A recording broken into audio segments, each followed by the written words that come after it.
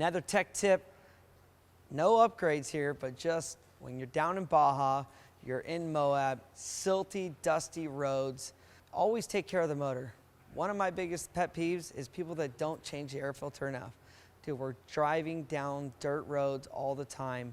For myself, I run the stock air box on every single Jeep I own. The reason I do that is so I can run a filter from Mahle. Honestly, the quality of filter they run is obviously OEM standard. So basically the specs, this filter will trap more dirt than any aftermarket filter not in the stock enclosure.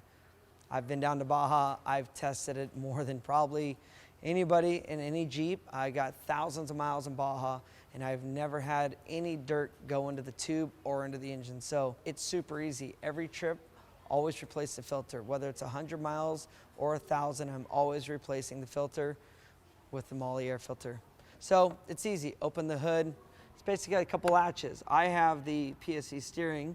Makes it a little bit more difficult, but 4 tabs.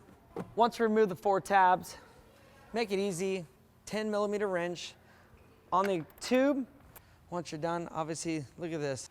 Sand Hollow and Moab, still smell it. Backside going towards the motor, brand new, white, never went through. So in the trash, and comes a brand new one. So just feed it down in there. Always want to make sure the O-ring gets seated on the plastic so that way no air is bypassing.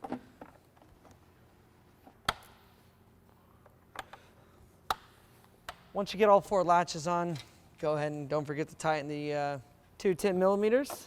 I'm very big into going through the engine compartment and just making sure nothing's loose or no wires are out of place or the air intake hasn't shuffled or ripped. So don't want to hurt the motor.